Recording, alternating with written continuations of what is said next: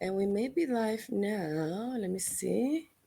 I think we're live. So as we settle Ah, in, Nikki's lighting some Malo Santo. I just need to activate, go live on oh, I hope I don't Instagrams. set off fire alarms.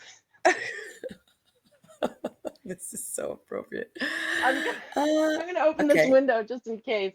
Our fire Okay. alarms are pretty sensitive. I'm gonna put it out, but there's definitely a lot of smoke in here, right? Okay. This is how we roll in motherhood, people. I'm just saying. This is, I am, let me see, connect. I am trying to, okay, I'm doing a little bit of the technicals because select go live on your streaming software connects. I'm just gonna Because check if this is Instagram what, is live. yeah, because But this is what happens when you use technology. I am very proud of us. I am very I'm very, proud of what's oh, happening right now. I'm extremely Uh, proud of what's happening. Especially because I am not the one doing more of the technical things. You are the one. That makes me happy. oh my goodness. Okay. But if anybody is, watching this yet, say hi. Say hi and, where you're tuning in from. I saw some of our colleagues very excited for our live. Very cool. And Oh, Jenny Go. Yay. Hi. I just realized like I was still in a private chat mode, like I couldn't see the comments. So, yay. Good to see you, Jenny Gal. okay, Excited that you're I need to be here. here. I just need one more minute, beautiful humans, familia, because Lady Diana is getting technical and it is something to be witnessed. Yeah, so and if you're here and this is a good time to like sit or stand or keep Yeah. walking or whatever you're doing and like tune in to yourself. Tune into the inside of you. Like pausing and taking a moment to ground, to take a breath. Take a breath with me.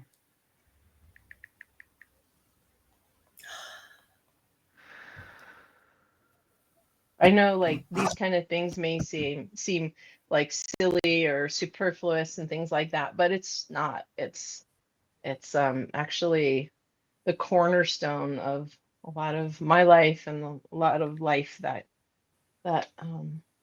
can be brought to you is pausing throughout the day, even if for one breath. There she is, Lady Gaia. Hola, hola. Thank you, Nikki, for that. Well, everything was happening, but you're always such a grounding force and energy and support. So I feel like this beginning of me like running around and you grounding us so describes a lot of our interactions. Um, so welcome, welcome. I am so excited and happy and even a little nervous because I don't know what's gonna happen. But I have the most wonderful and powerful and beautiful special guest, Hmm. Nikki Snow. And Hmm. so I'm going to tell you my version of Nikki's intro, and then I'm going to give you a little bit more formal intro. So this is what I remember. I go into the erotic blueprint certification event, and there is a shaking booty and like a snake like following, so I was just attracted to, and maybe I'm remembering it wrong, but I just remember being like so drawn to you and but it wasn't just your physical butt, which is sexy as hell, but it was the movement, the energy. I don't know, but I was drawn to you, and I feel like it was a little bit of like I love you already, and I'm gonna love you for the rest of my life, and this is like a goosebump saying this. I remember that moment. I do remember. So this is my, initial view of Nikki, and we ended up doing the erotic blueprint cert together. I think actually you joined before me. You're maybe Yeah, one I was in before. the second class. Yeah. So, And I know for 25 years you've been guiding people towards deeper connection with their bodies, their desires, and the world around them. I got to work with Nikki. Nikki was one of my coaches. It was like a coach, mama, wise aunt vibe, like elder. mm, And I can say it's one of the best coaches I've ever had. I still go to mm, Nikki when I'm like feeling, so we've evolved into, something else. But I feel lucky and grateful to have you, to be in your space, to share energy and wisdom with you. I love you so much. And I just want to introduce you here, and let people just absorb the juiciness of who you are. thank you. That was beautiful. I feel so honored, and I remember those moments at the erotic group event. And when I saw you, I was like, "Oh yeah, we're doing it." We're doing it. And then yeah, thank you for those beautiful words about me being your coach. It was an honor back then, and it's an honor to have evolved into our very intriguing evolution of friendship and helping each other out and motherhood and all the things. So, So much has happened since that so much. fateful day. But for today, Nikki and I often talk about motherhood, and we are in different stages of motherhood, which I think is interesting to bring into the conversation. Mhm. So I really wanted to dive into this topic. And it's so funny because while we're setting up, we're having technical difficulties, and there's things happening. I'm like running around, and Nick is like, "This is what motherhood is like," and I'm like, "Yep." So it's we just want to maybe share a little bit of maybe what's not so talked about, and things that we find important that maybe people resonate with. I didn't prepare at all. I really wanted to come here and just be like, talk to me about motherhood and see where I'm at today. So, Nikki, what do you wish people asked you more about when it comes to motherhood and sex and intimacy and like everything rolled into one? Is there an area that you wish people were more interested in? Um, I don't think it's about like what I think people should be more interested in. I think the more interesting question is like sharing things that people actually don't know that they don't know, because parenthood, motherhood, it is like a completely different paradigm, and you don't know what you don't know until you get into it, and a lot of the times you're like, oh, I don't know if I can swear on here, I but think you should do what you want. I'll do what I want. Fuck, you know, like, God, like, what the hell? Like, what did I get myself into? How am I ever gonna make it through? Because it's it's hard, and different people have different experiences of motherhood and parenthood.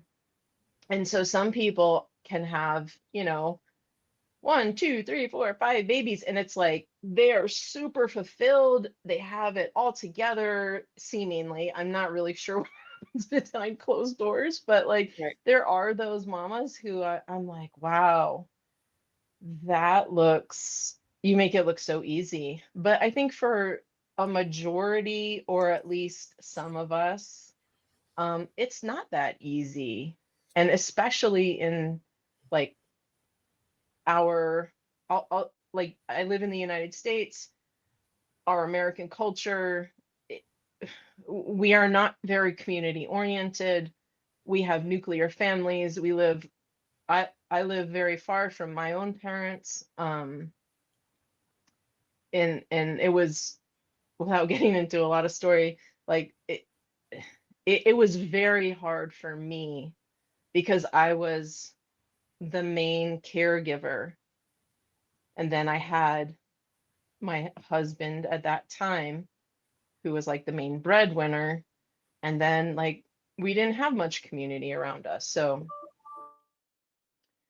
yeah, I think to answer your question, it's like I think people don't know what they don't know, and they may, uh-oh, you kind of disappeared a little bit.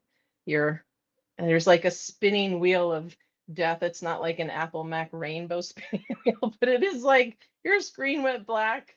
I see the counter's still going, but there's like a spinning wheel. So we'll see if Lady comes back. Hopefully she will.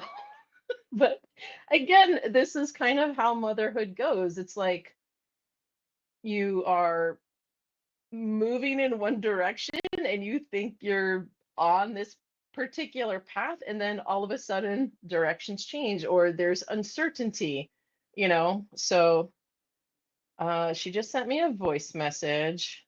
I'm a little afraid to, let's see, I can't hear it. I don't know, there's something going on with the audio. She's gone, but I'm sure she's going to be back. um I'm gonna just let her know that we're still live. Come back in. But like literally this is how motherhood goes, how parenthood goes. There's so much uncertainty in it all, and getting comfortable with that uncertainty is, I think, one of the more, I don't want to call it difficult, but it's challenging, right? It's challenging. So she sent another voice message. I can't, for some reason I can't hear the voice message. I don't know. I don't know. But like this is how it goes in parenthood. So, really getting comfortable with uncertainty is like a key thing. Um, and I feel like there's many facets to that. I mean, if any of you are live and watching, I'd be really curious to hear and know from you. Oh, here she goes. Yay, you're back. Um, I was just asking if anybody is on here live. I would be curious to know if they are a parent or mother in motherhood right now, like if they have come across this uncertainty, and how they're dealing with it. Because what I was saying is like one of the big things that we come across in parenthood and motherhood, just like we're dealing with right now in this live stream, is the uncertainty. And you think you're on one path, you think you're moving in one certain direction, and then all of a sudden you're not moving in that direction anymore. And you're like, what the actual F? Like, what just happened? My world just got turned upside down, and I diagonal, and like I'm all over the place. So You know what's so funny? Uh, Today Zion was Dino made a little like pyramid, and then mm, he's showing it to me with sand, and then Zion comes and destroys it, and Dino's so disappointed. I'm like, expect the destruction of the order. So as you're speaking, all I can think of is one current theme of motherhood is that you build something and then it just gets destroyed, or maybe it needs to be destroyed so it can be created again. So I so resonate with you, and also the piece when I left, you were speaking about community and not having mhm. community, in the United States. And so can you tell everyone just in what stage of motherhood you are, like how old is your child, and just so we can get a little bit of context of where you're at Yeah, and where I'm at and what we're speaking from. And as always, we all have different stories and perspectives, and it's not a one size fits all. yeah, yeah. So I have a 16-year-old. She just turned 16, like, So and close. like, what? Wait, what just happened? 16? Like in 16. in a driving course soon, like high school, and I'm 49 and a half right now. I'll be 50 in December. I got pregnant when I was like 32, 33, like right on the cusp there. Um, so I'm definitely in the stage and I only have one. We tried for another, but it didn't happen for whatever reasons. And I, I'm totally trusting that that was the way it was supposed to be. Um, so yeah, I'm in this stage of like I'm seeing that there's not an end necessarily because you're always a parent, like I'm always going to be this child's mother, but like there's an absolute transformation that is happening. And for the child and for myself, and there have been a lot of moments of grief of like, oh my gosh, this kid is going to be graduating high school in a few years and is not going to need me quite as much. There's still like quite a bit of need. It's a different kind of need um, than like young years, but there's still a very big like energetic push or like energetic um, requirement from me towards this child. Um, a lot of it is about like learning emotional skills and social emotional stuff and how to be like in different kinds of relationships with people and including like within our home and within like the greater community and school and friends and like all of this. So that's where I'm at. Yeah. Yeah. And I feel you. What is there something coming up? I don't know. I felt something maybe like come up as you were like almost like you're looking outside and you're like, Mm-hmm. where I'm at. Like, was there something coming up as you kind of verbally I process? Uh-huh. Yeah, I think it's just that feeling of grief. Like, okay, here it comes. I told myself I was not going to cry on here, but I I might. So, I knew something was there. Just let it out. It's welcome, please. Oh my God, tears welcome. Yeah. um, oh, there is grief around not being in the like active young years of motherhood.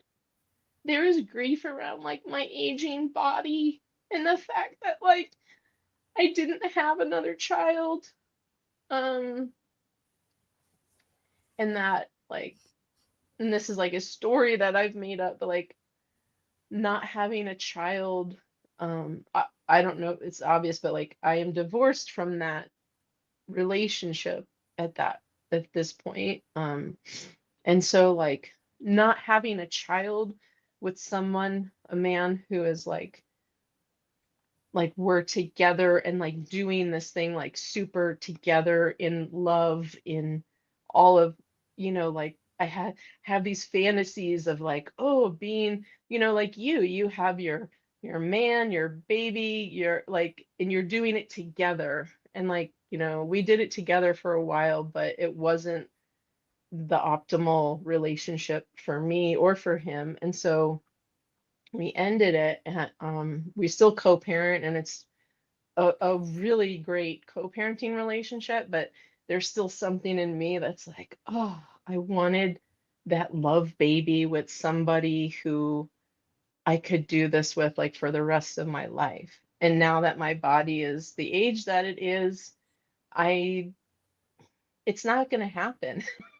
It's just not. I like unless there's some miracle that happens, like I just don't see the like reality of my body being able to produce a healthy baby. Like there are risks, right? So at 50 there's high risks of birth defects and these kind of things. I'm not sure if my body can tolerate it, or like, actually like hold a pregnancy to term. Um, and then there's the whole part of like, well, what do I want to actually be doing for the next 20 years of my life? Because being a mother, being a parent is a massive time investment, like it takes a lot of energy. And I'm like, do I want to be child rearing for the next 18 to 20 years? And then I'm 70, Yeah. like there's a big part of me that's like, hell no. Like I've already like given so much of myself to my child. I want to now like be done with that main child rearing time, and now like move on to like being a parent of an adult child, and or adult-ish, like 25 is really to 30, I think, is really when people start to become more into their adult selves. And it's like, and I want to focus on, you know, like building the legacy that I want to leave on this earth for people, and building a legacy of like the work that I do in the world, I've done a lot of one-on-one work in this realm of love and sex and intimacy, but I've been trying to build it in terms of like one to many. And that's not easy, especially in this like technological age where you need uh a lot of skills with like websites and landing pages and emails and all these Right. things. And when you're only doing it yourself, um, so that's all to say, yeah, like there was some grief coming up of like, Yeah. Yeah. it's a transformation for me too, not just a transformation for the child. So Yeah. And thank you for letting us witness you in that and feel that. I think is so important because I think in motherhood we can suppress a lot. Like we need to keep going. So it's like we don't have time to cry, or I don't have time to fall apart. And there's a buildup of being strong. And sometimes we don't have time to let that out. And I hear you talking about, I hear two things, and let me know if this is accurate. I hear a grief of letting go, of parent, of mhm. being so involved, but also a knowing that you don't want to do that right now again. Yeah, So there's grief, and there's also like a desire for, okay, it's sad, and I there's a breaking there, and I'm ready for more space and time to focus on us, right? I yeah, think there's like a death of yeah, self, and then motherhood takes over, and I feel you on like, what else do I want to do? Because motherhood, it absorbs, or we devote so much of the energy. And I heard this beautiful phrase like, love is infinite, but time and energy are not. yeah, totally, Yeah. totally. Yeah. And I'm like, I remember the young kid stage, and I didn't sleep for like 5 years, like not well. And I'll never forget. So there was this dad, and I didn't even know him well, but it was like in a preschool situation. I don't know, maybe the kids were like 4 years old or something like that. And there was this dad who was there, and he had been in the military for like 20, 25 years. And we were just chatting, just totally casual. And he was like, yeah, this is the fucking hardest thing I've ever done. And I've been in the military for like 20, 25 years. This whole like having babies and like raising young children, like this is way harder than being in the military and going through boot camp. And I was like, oh, thank God you're like validating my experience, because I thought like I was going crazy. Yeah. I think that's one of the, I don't know, there's like shame and fear. Like you don't want to tell someone, hey, yours is harder, mine's is harder. So I can definitely it's hard to compare, and everyone's difficulty is there. So let me just throw that as a blank statement. But this is the hardest thing I have ever. It just it's just different, and I'll do my best to use words, but it's ineffable to begin with. So let's just start Yeah. that. I'm not gonna be able to explain it, but there is such a there's so much simultaneous things happening at once, and we were talking about Mhm. juggling. So there's Mhm. this like rage and anger, like I'm tired, I want my energy, I want my time, I want my life. And then there's like this crazy love and pull, that instinct to protect and care for. And the way I see it, it pulls apart, and I feel like I'm ripping apart. Like this is excruciating of like the anger and the tiredness and then the love, and there's both so intense that it Yeah. hurts. And I'm Yeah. aware of the joy and everything, but it is excruciating, the growth, the output, the like navigating the emotional. Zion is almost 4, and he brings out in me all the parts that need work.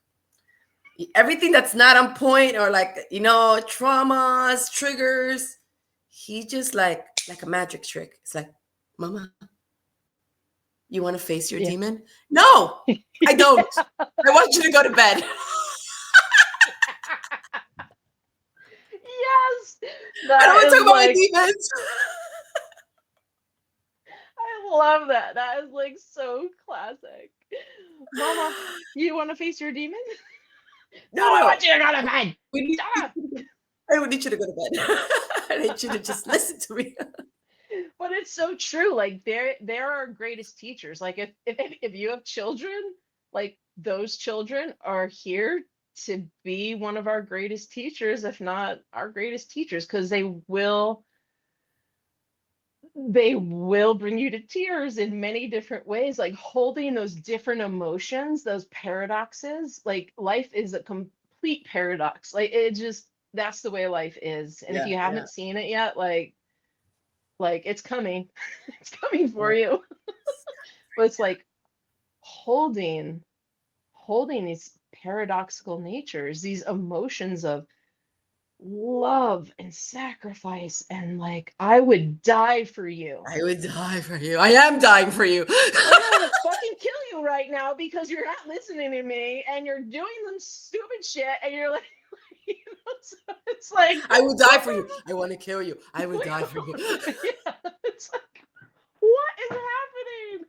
So I mean, really, like that whole what you said, like being ripped apart. I think that is partially, if not all of like why we have children. It is to rip us apart. It is to rip the ego, the human self, the like wake the fuck up, and like you are not who you think you are. And this is like maybe like, a little like metaphysical Go crazy there. lady, Go. like Go. who the fuck is this crazy gray haired lady saying all this shit? But it's like, No. I do think like it is here because the most challenging things in our life are here to rip us apart and to show us that we are not who we really are. Yeah. We think we're this human form, and yes, it's true because we are, but it's And like, and yeah, and how do we love through the challenges? And I'm going through one of the most challenging things in my life right now, which I'm not gonna really go into. I'll save that for when I'm like kind of through the we're challenge. gonna put a pin on that one. You're such a But tease, though, bringing some seduction, but I love it. It's set to be continued. yeah, but it's like, I mean, I've been to the point where like for the last 3 weeks, I've been in this like severe ripping apart, and it doesn't actually have to do with my child, but um, the first week I was totally stuck in my humanness, my story, my like my shadow self. Like it's bringing my shadow self to the forefront. And it's like, this happens in a spiral throughout our lives, right? It's like, I don't even think life is like linear, like we're taking linear steps. Ooh, look at how cool my hands look that close to you. But like that's how we think life goes. But it doesn't, right? It's like we try to learn a lesson and then like we come back around to it, but it's like a spiral staircase because like, okay, we got some of it, but now there's more lessons to be learned. Okay, you got more of it, but now there's even more lessons to be learned. And like I didn't sleep for like a week. I was like literally because all of this stuff, like my thinking mind was like really fucking with me. Like the whole like I'm not good enough, rejection, abandonment, like all the stuff that comes up in the childhood, like my inner child is like still kind of like reacting to the things that are happening in my adult life. And it's like I started to have to like, and I am working with like different coaches and communities and things, so luckily I have a lot of great support. And I'm now to the point where I'm like, okay, I actually just got like a really good night of sleep last night. It's been getting better and Yes. better, and I'm start like coming to this point of like expectation is a shadow state. Like we expect things to go a certain way. We expect our life to go a certain way. We expect motherhood to go a certain way, or parenthood to go, fatherhood, whatever. And then it doesn't go like that. And then we're like, what the F? Being ripped apart. And it's like, no, we have to like pour as much love and compassion and empathy and patience and spaciousness and more love into the situations at hand for others and for ourselves to then be able to like come into a space of like grounded, like, okay, now I can make some decisions for the humanness part of me because there's still the human form, there's still human stuff that needs to happen. But like if we're caught in that rip apart reaction, reaction, reaction, like we're not going to learn the lessons that we need to learn. And instead, we're going to keep going up the spiral staircase. We learn maybe a little bit and then we hit it again. It's like, okay, being ripped apart again. Here's more shit I need to learn. But that's what life is about, right? So that's what getting older is about too. It's like, Yeah, and fine lines and wrinkles. yeah, I so many stuff. I love the spiral analogy that you have, and ironically, even though you may go back, you're a little higher than you were before. So there is a view maybe from a different stage of life. So at Absolutely. 17 and maybe then at 45. But I think this is what you were talking about is such a beautiful segue into how do we navigate our relationships with our lovers, even with our Hmm. friends. And I, you know, how do we navigate all this ripping apart and energy and this vortex? I call it the motherhood vortex. When I haven't like messaged people in 3 months, I'm like, I was in the motherhood vortex. um, Yeah. so, do you want to speak to just navigating sex and intimacy, keeping a relationship alive? Because it does take so much from us that is it is not an automatic easy, and it might be for some people navigation of like I'm giving so much as a mother, and I am also having mind-blowing sex and intimacy, and I also have time for my friends, and I have time for my business. So just tell me a little bit of how you've navigated, or how, let's start with the intimacy and the partner. How does it affect, and how do you navigate those challenges of trying to be it all, right? Be the wife and Hmm. the girlfriend or the lover, the partner, the mother, the friend. So if you want to speak to that. Sure. I mean, the first thing that comes to mind again is once again that sense of community is like you can't do it all. You just can't. Like it is you have, like you said, limited time, limited energy, limited money, limited whatever, like Resources, yeah. resource. Yeah. So like making sure that this is like a big one for mothers, especially, is like we get lost in our children. We get lost in that, like being needed so much. It's like, excuse me, it's like whether it's breastfeeding, you see that? Like whether it's breastfeeding, Toot, toot, toot. um, I love that'll it be a too. good reel. Um, Sex whether and it's motherhood. whether it's like literal, like the child is attaching to you and sucking the life out of you, like physically with breastfeeding, or just with like neediness at night, um, food. Like there's so many just like daily things that need to be taken care of. So you also need to think ahead and build in and prioritize your relationship with your lover, your husband, your spouse, your partner, whoever.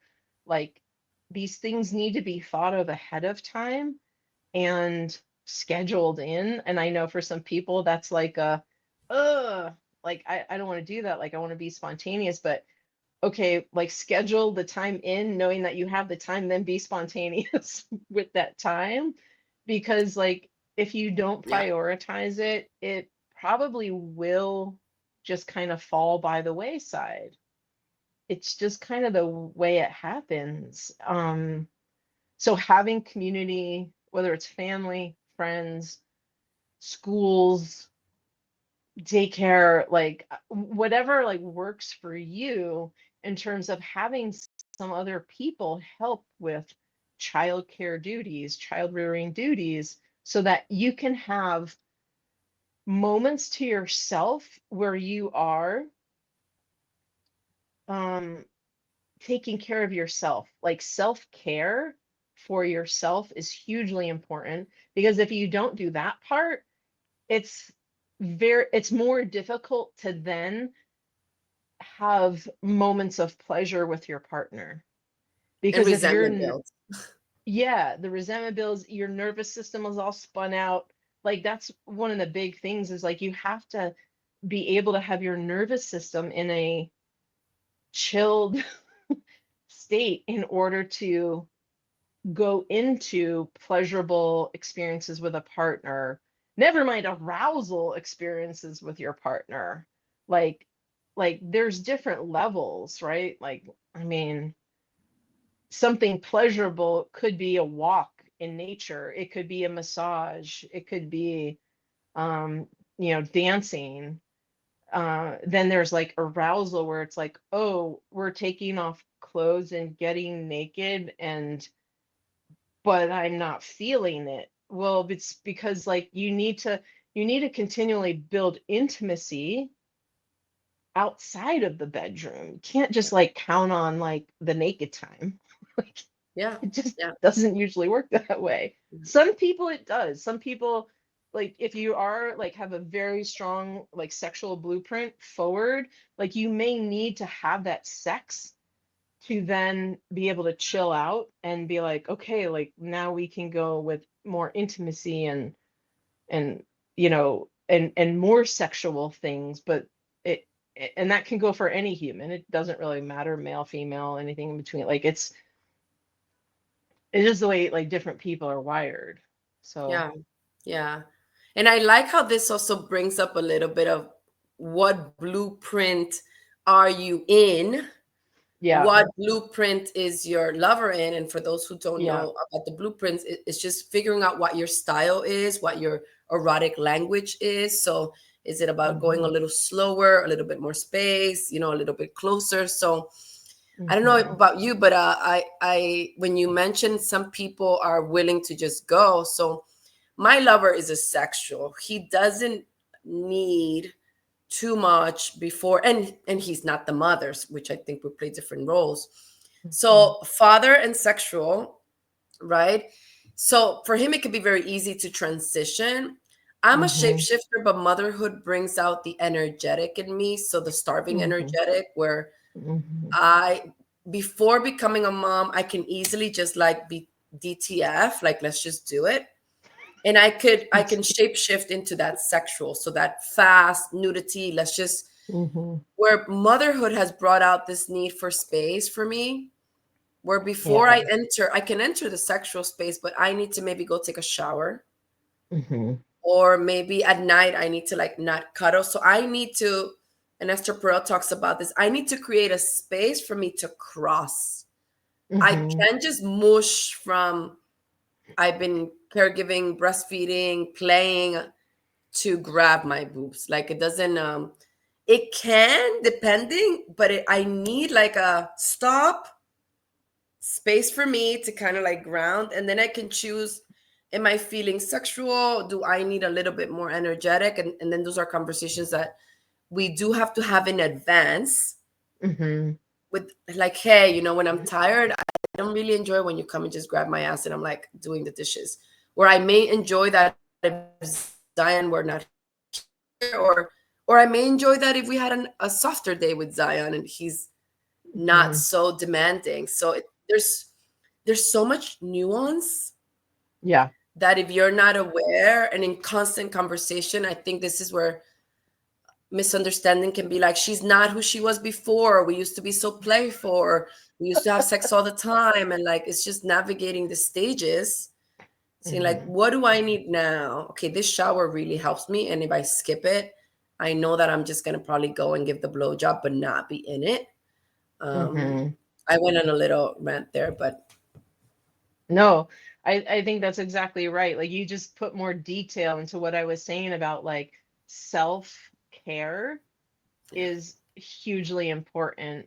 That's why, like, with all of my clients, I'm always like, well, it doesn't matter if you're partnered or not, because you need to learn yourself. You need to learn your own self-care, your own self-pleasure, your own self-arousal.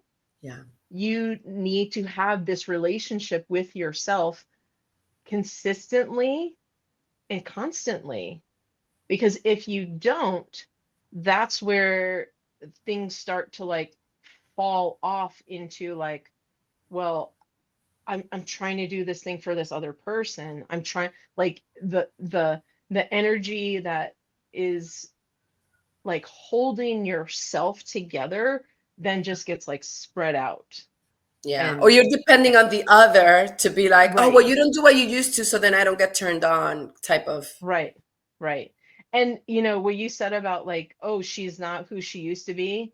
No, I'm we not. are not who we used to be. Both of us. Like, yeah. Like I fucking heard this thing recently. This one of a very old friend of mine said, he sent me this thing. He was like, men go into, and this is a very like, hetero normative kind of thing I'm about to Yeah. say, but it's like, men go into relationships expecting the woman to be who she is and stay who she is for like the rest of her life. And the women go into the relationship seeing the potential in the man and expecting him to change into what she thinks she can make him into. Oh my God, I've seen that. That is very Yeah. common.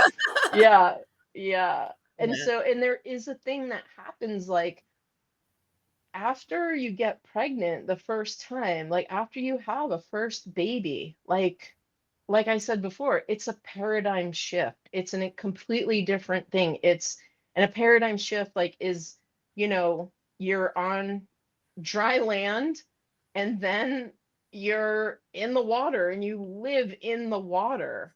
It's like Without goggles or an what. oxygen mask. Yes, exactly.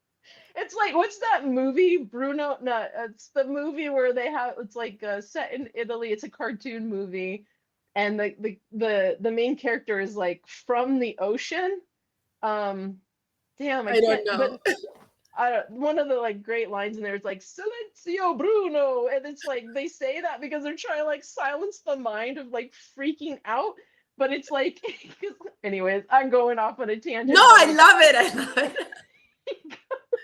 Like he's an ocean creature, and then when he goes onto land, he turns into a human. But Right. they're two different paradigms of like living. It's completely different. And so, like, I think we expect people to not change, but we do. Like that is the nature of being a human. We change. And so I think you mentioned earlier, like, well, how do we navigate those changes? How do we navigate those challenges? And my easy answer to that, because we could talk for eons about, we Right. thought for hours on that, is like really being patient with each other, being patient with yourself, giving time and space, like having spaciousness in your, not just like in your physical surroundings, but in your like mental and emotional spaces, like having a lot of space and time and patience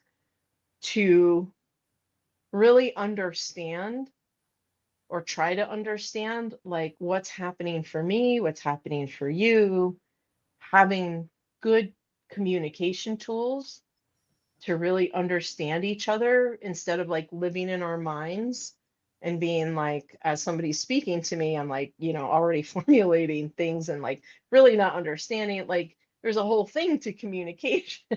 Right. So it's, but like being gentle, bringing softness to everything. Like it's a much more feminine way of being, and it's not so normal in our culture. It's not very common in our culture, but bringing this a feminine, it's not nothing to do with gender or your sex organs or anything. It's just like a feminine nature to everything in your life, that softness and that gentleness. And I would say like it's hardest to do that with ourselves. Yeah.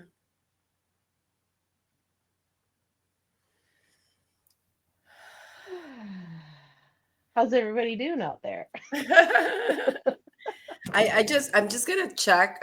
Do we have any comments? But I wanna. You said a lot of powerful things right now that I wanna just. Hmm. Okay. I don't see. Where are we? Life. Oh, here we are. Look at us. This is a little bit behind. I love the grace piece and the softness. Um, and I think you keep talking about taking care of self, which Hmm. may seem selfish or weird, but it's foundational Hmm. to adding anything to that. And it really resonates these things of like we are different, and I find that the trick or the magic is, do we still choose each other as we both change? And it's Hmm. like a recipe, like I don't know, like a combination of numbers, 3 5 6 7 4 3 2 1. Okay, that worked. But now we're like 0 0 1 100. Does that work? And Hmm. I love Jaya's teaching of incompatibility may not exist so much. It is about willingness. I do find that no matter how difficult it can get, if you're willing to one, look at yourself, like you're saying, so first ground, take responsibility, be aware, self-care. If you're willing to do that first piece and then do the piece together, and even when you talk about community, I include our lovers as part of the community, like right, we're doing this together, because Hmm. I find that it's easy to throw our traumas and dramas onto our partners, even For onto our sure. children. And Yes. it's really like, okay, I'm overwhelmed, I need a therapist or a coach or somebody that I can talk to, because it's not fair to throw the whole responsibility of make me happy, be patient when I'm screaming at you, like that. There's so many levels. So I Yeah. love that you keep focusing on what are you doing for yourself to get support, Hmm. and then are you bringing then a support itself into the relationship with child, relationship with husband, and even friends. Yeah. I don't want to go too far into this, but I find that I have to explain to friends I don't have as much energy for this. And actually, something recent came out with a very dear friend of mine. We had a bit of a our first big disagreement, Hmm. and I had to explain like, hey, my bandwidth in the past four Yeah. years is lower. Yeah. My energy, like I wish I can put all this energy into this desire, this ask that you're asking of me, but like I'm not lady from before with like unlimited energy and time. And I love you. And I just have to say that I am showing up at 50% right now. And that is Hmm. going to affect how effective I am, how patient, how available. Yeah. And to me, I just love friends. Again, this could sound selfish, that understand that I'm a mom now and things are different. Yeah.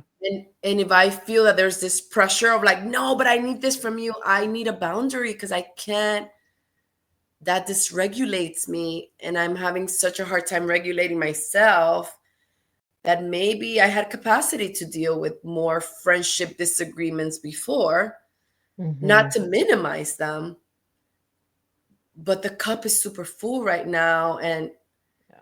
let's work on it. And I'm not at my best. And you know, and that's outside of our lover. So it's like, oh, energy for the lover and then energy for like the best friend that you're arguing with. And it's like, um, it's a lot. Yeah. So grace and it's grace our, to ourselves, and please friends have grace with mothers. Yeah. Yeah. And, like, like, be willing to help a mother or parent out, Yeah, and like offer, because I think, like, back to like one of your very earliest questions is like, people don't realize that as mothers of young children, we sometimes don't even have time to take a shower. We don't have time to sit down and have a meal, yeah, like a relaxed meal, because the child is, needing things. Even if the child is like sitting with us and eating, it's like a constant, like, up, down, get this, get that, go, go, go. Like, it's just like, I don't know, it just, for some yeah. reason, it happens. Just press play in the morning and you're just like, Yeah. It's like a whole dance. So it's like, for those of you out there who do have friends or family members who are mothers, young, especially of young children, but even at this stage in life, like, I I also need support often, especially like emotional support. So like, ask, like, what do you need? How can I help you? Like, yeah, even if it's just, yeah, can you stop by for like 30 minutes and play with the kid while I take a shower? yeah, Or fuck, like, an hour bath? Like, yeah. you Ooh, know, that's luxury. that's like fucking luxury right there, It's like, or how can I help you? Like, do you want to talk about something, like, have some kind of like emotional support, or um go grocery shopping, or like, there's like a zillion different things. Yeah, So, instead of judging also and yeah, demand. Um, yeah, I yeah, love that. Thank you for bringing that because this is like a PSA announcement of like we need support even when we look fine. Like it is, and and I think Brene Brown talks about this. It may not be 50-50 right now. Maybe we need a little bit more support while they're small or like something is mhm, happening. But maybe I gave you more support before I became a mom, or maybe later on I'll be able. So it may not be this democratic, equal, but it'll come back around. And I do think that we do need support from like friends and like just in little things. And for me, it's coming up just even just understanding that I'm at capacity and I cannot give as much as I used to in the yeah, friendship. And you not take that personal. and just Right. know that I am in a particular situation. And and Zion's almost 4, and I still like I am out of that breastfeeding. But I think the biggest challenge for me, you talk about, the child leaving and just the grief of losing that, the emotional regulation of a toddler, like the requirements to emotionally regulate like a crazy small person, while simultaneously regulating myself. So I have a screaming human hitting, screaming, and I am supposed to, in the Yeah. moment, right? Like in the moment, Yeah. stay super calm and grounded and look into their eyes and acknowledge their feelings, and just not let my energy leak into them and not get triggered and like, whoa. And then wait, and then repair if I fuck it up, because I'm probably going to fuck it up because maybe I did 99%, but like at the last minute, I screamed and Yeah. lost it. And now I'm feeling guilty because I Hmm. didn't do the whole thing perfect. So to me, that is actually the most draining. I'm sleeping more, but the emotional regulation piece is killing me right now. Yeah. Where, Have yeah. fun with that, because like it doesn't stop. It Ah, doesn't okay. stop. It just changes. It just changes. Yeah, And when you have like, a teenager, oh, okay. Wha- A great thing to do is watch these movies called Inside Out. I There's love it. like two of them, right?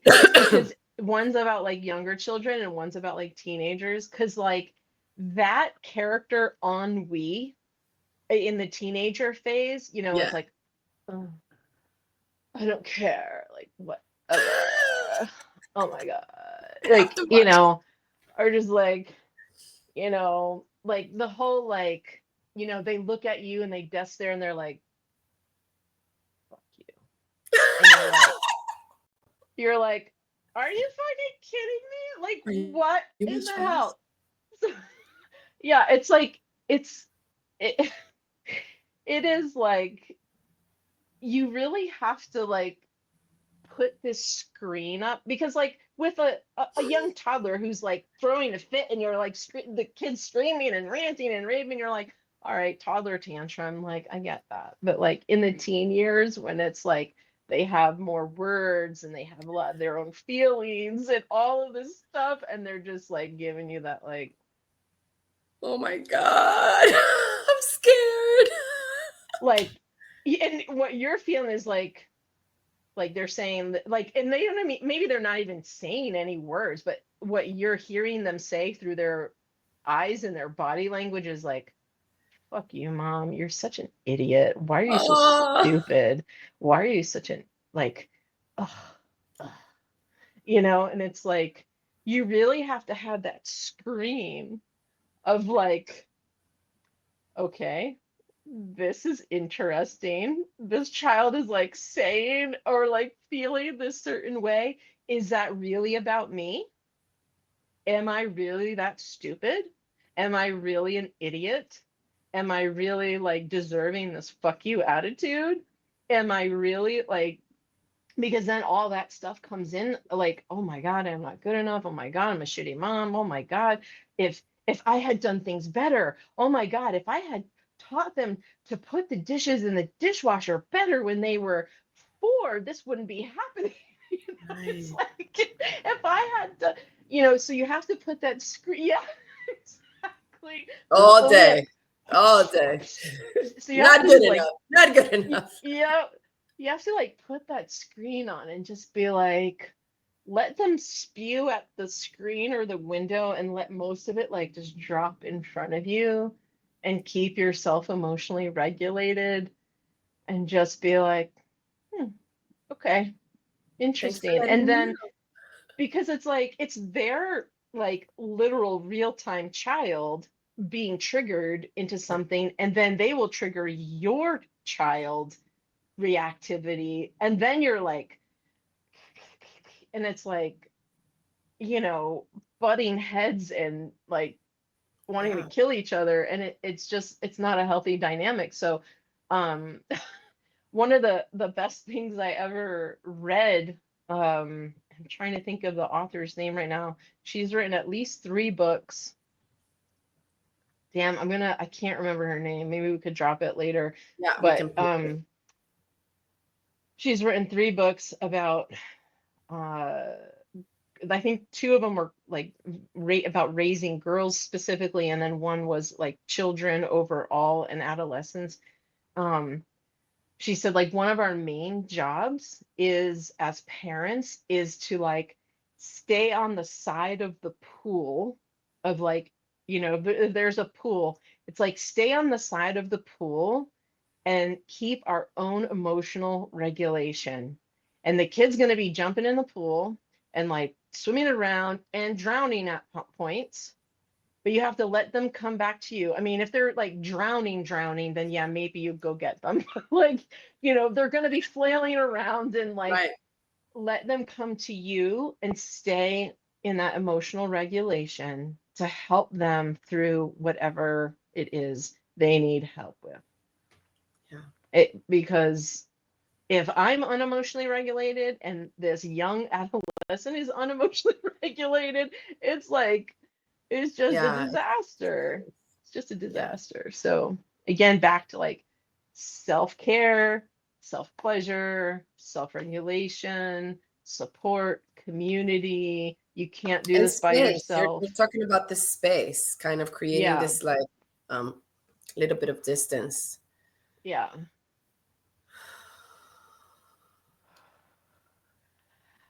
Everybody take a So breath. much. Yeah, So yeah. much. I yeah, it's funny, it's so layered that I just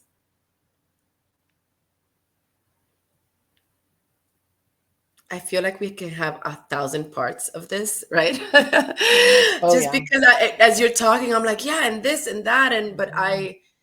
yeah, I think space is important, and it does work. And bringing back your spiral analogy, as you were Mhm. saying, of the eyes, and like you're so stupid. I remember thinking that about my mother when she was Right. mad at me. So as you're Yeah. saying it, the way the spiral showed up for me was I did it. Now I'm older, and now I'm seeing my child do to me what I did to my mother. Hmm. Yep. And it's so funny, maybe similar to people who like don't have kids or have kids. There's no way for you to understand the other side unless you've lived it. Yeah. So now I'm like, man, I didn't mean to make you feel so stupid or insignificant. I was dealing with my own Right. hormonal life, whatever. So not only Yep. coming back to the spiral, but also the grace. And I try to do this as much as I can. I very imperfect at it, but is when when Zion is at his worst, that's when he needs me the most, Hmm. to have grace for him, Yeah. as opposed to when he's at his worst, he doesn't need for me to be the most mad at him, because Right. maybe similar to our request of like, can you please support us, we're tired, we're mothers. The children are like, please, can you support me, I feel unregulated, and they're looking to us, as Yeah. unfair as it feels sometimes, for a signal of regulation.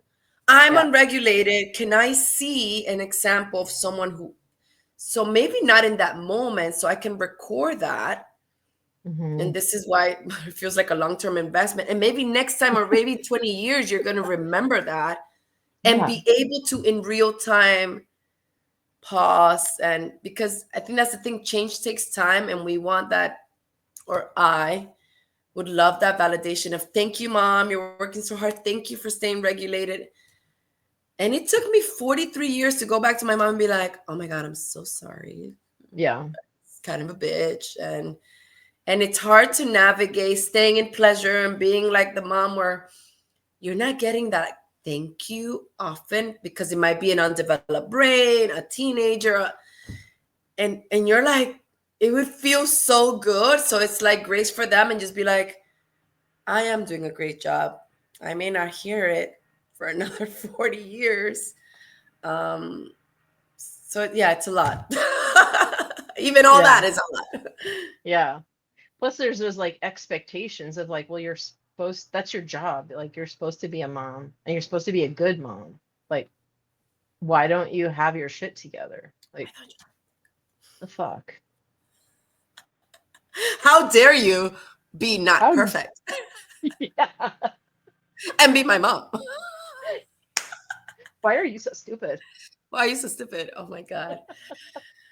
Okay, okay. Oh my Let's God. take a moment. I feel like I want to continue, so I want to invite you back. There's so many things that Hmm. I want to go deeper in, but I think for today, I feel like there's a lot of wisdom that you have shared.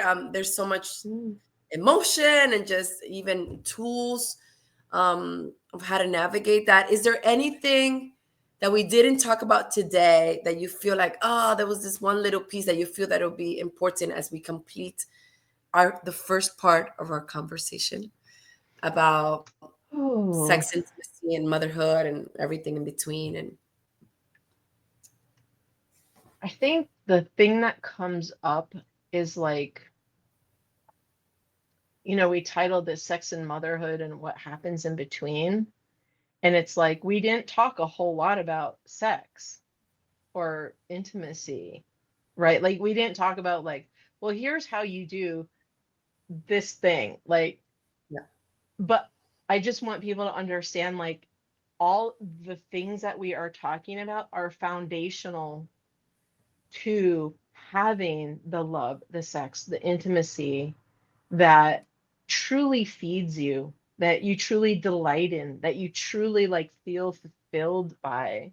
And so I think some people try to like skip this part and be like, well, I just want to go to the sex. Like, how do I have good sex? How do I have good intimacy? And it's like, well, yes, we could give you all kinds of like, this is how you perform this kind of thing, and this is how you massage this kind of thing, and this is, but like, none of that matters unless these foundational pieces are put into play and a lot of the shadow shit like brought to light. So I think that's why like our conversation went this way, yeah. because I don't think maybe people do talk about this, but um I just feel like this was what was coming. And like you said, there's like, man, we could have like a year-long course on this. Like, And this maybe is we like, should. But you know yeah. what? Even in what was shared, we spoke about one, the awareness of figuring out what's happening with you, taking the Hmm. time and energy to do the self care so then you can engage, taking the distance. Yeah. So I think it is sometimes the work is not sexy.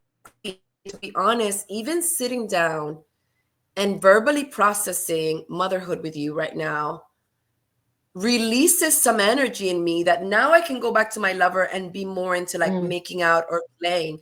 So even being listened to in the chaos and letting us just say what we're yeah. feeling with empathy, compassion, and no judgment, like I'm getting goosebumps. That Mm. fucking turns me on, you know? Yes.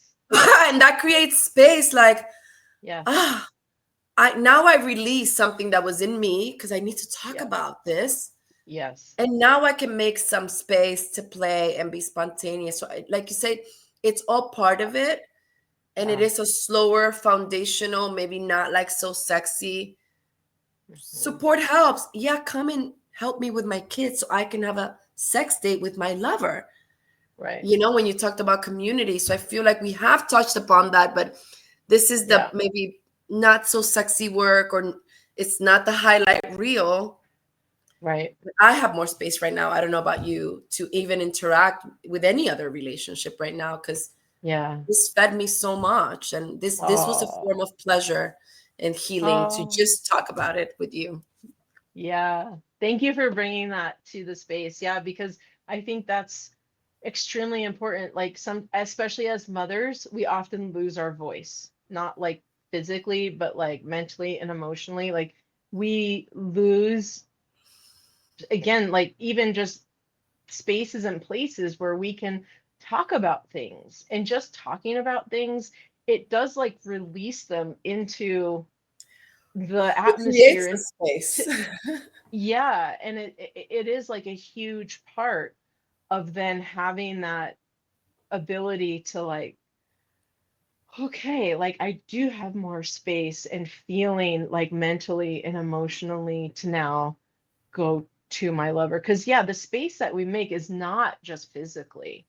And by the way, like if you make physical space with your lover, do it for like a whole evening. Like do it from like 5 or 6 p. Do it early. People get tired in the evenings. Like do it for like, a Saturday afternoon or a Sunday afternoon or whatever time that you have, that you both have the most resourced version of yourself, Yeah. because that's something that's like a very practical thing that you can take away. Because I can't tell you how many clients that come to me and they're like, well, by the time, Saturday 6, we have dinner, and then 8, and then 9, and then I'm exhausted. I'm like, well, of course you can't have a sexy ass 3 hour sex date getting naked at 9 or 10 o'clock at night. You're both fucking exhausted, unless your schedule is such that you are late people and you go to sleep at 2 or 3 in the morning all the time. Yeah. Like, it's like, it just like making sure you're coming to your conversations, you're coming to your sex dates, you're coming to yourself in resourced ways. Yeah, yeah. So what I'm hearing you say, it's important to schedule time, and I Yes. want to second and triple down on that. Yeah. Schedule time, and I find that two things super helpful. I've had to cultivate my responsive desire and put a lot of energy into that. So spontaneous desires when you just like, oh, I just feel like having sex, like. And then responsive is like, no, we're gonna schedule this from this time, and I may not be so into it when it starts. I may be tired, and bringing back Esther Perel, she just recently did something talking about maintenance sex. And she's Mm, like, it's not glamorous. You may not be so into it at the beginning, but it's like the gym. Then you go, you do it, and you never regret it. And I feel like sometimes it's glamorized that it's always going to be this like sexathon, and it's going to be the wildest thing. And it can be but the beginning but might be something scheduled, might be something not spontaneous. And that may just be a little piece of the rest of the experience. And I feel like embracing responsive desire and just not believing the story in my head that says I'm tired, I don't feel like it, helps. And I think what I'm hmm hearing you say is figure out what are your times. Like at night, don't touch me. Like rarely. Morning really works. So finding what that is for you, and if it's different with your lover, trying to figure it out. And hmm I have to say that I find that cannabis also helps. Like it's a form of like the mm, shower I was talking about. Like I need to like maybe let's have a joint together. Oh my God, I'm in, because it yeah. relaxes me, and then I can like cross over to the erotic space with you. So I feel like figuring out what do you need, hmm time, and in order to enter that erotic space, and knowing that that's different for everyone. yeah. And just a note on like the cannabis, like that is a very heart opening medicine. And so that's why that often happens. And you have to also like, don't just be like, oh, sweet, cannabis is going to fix everything. Of course not. Because It might make it worse. it could make it worse, Paranoid. especially if you don't know what you're doing in terms of like strains and kinds and things like that. So that's that PSA statement for that. Oh my God, we So, have to do a live on like cannabis and sex, because then if you have some blends, or you're in Colorado, so you have the good stuff. yeah, and the other piece I wanted to just say a little bit about is like this whole concept of like maintenance sex that you talked about. It can look very different for different people within the relationship. So if you have a person who is sexually blueprinted forward, their maintenance sex will highly likely be naked and orgasmic And if you have an energetic, their idea of the sex may not be getting naked and having an orgasm. And there are ways to bring these two things together. And so there have been times when my partner is more sexually orient, like sexual blueprint forward, and I'm fucking tired and I'm not. But I can be there with him and support him, whether I'm just like laying next to him or whether I am actually like an active participant in his pleasure and in his orgasm. Like it can look a lot of different ways is what I'm saying. And so again, that's like a whole nother that's a Oh whole my nother God. episode. But But like don't feel like your maintenance sex has to look a specific way, or like yeah. you're like, oh, I have to have maintenance sex. Okay. Oh, like if you're like responding like that, don't feel like it has to be a Yeah. sexually blueprinted type of sex. So Yeah. And thank you for that point and that nuance. I feel like you wanted to say one more thing. no, that was it. Yeah. I want to just add a little bit to that. I know we're ending, but you just brought us something so juicy that I just want to, can I just, because you know, Yeah, hurry up, because I gotta pee, girl. okay. I don't want, do you want to go pee and then come back? Or do you want to hold it and be a little kinky? Well, how much time are we talking? Because I also have a client coming up. Yeah. Okay. So so this is such a perfect example of us exploring our desires and negotiating what we're gonna do next. We're gonna put a pin on that and we'll expand on the next conversation. So I'm feeling that Nikki needs to pee and has another client, and it's time for us to wrap it. This has been such an amazing conversation. Thank you. I'm happy that I want to keep talking to you. um, so please, just before you go, tell us what you're working on. I want to drop your website or any programs that you're offering. Just tell us a little bit of where people can find you. And Sure. are you having something coming up for people to follow or get involved in? Yeah, actually I am. So there's a few different ways. So my website, it is under reconstruction again. So, but it is Nikki Snow Love. So just like my name in the thing, nikkisnowlove.com. So you can go there. It gives you a good idea of what's happening, but not everything is up there yet. It's, like I said, still under reconstruction. September 11th, I'm starting a 9-week series of the art of embodiment. This is an S Factor class for women, non-binary. Anybody who identifies as a woman is welcome. And um, it's really about getting into the body, moving emotions through the body, breaking the taboo of self-touch and loving yourself. Like this is what we've talked about, right? Um, so I have that coming up. I can drop a link if you want Yeah. to. You can drop it or send it to me, and now and people can click on it, and also Okay. your Actually, handles and all I of don't that. even know. I can't even, I don't see any Yeah. place where I can drop any But if links you in this send it thing. to me right now, or maybe you comment on the video, so Okay, I'll yeah, send yeah, it to yeah. you right now and I'll try to comment on the video too. But Okay, I got that's it. the offering that's coming up. It is a 9-week series, but I am offering that as like 3 weeks on and 1 week off of class and having integration. 3 weeks on.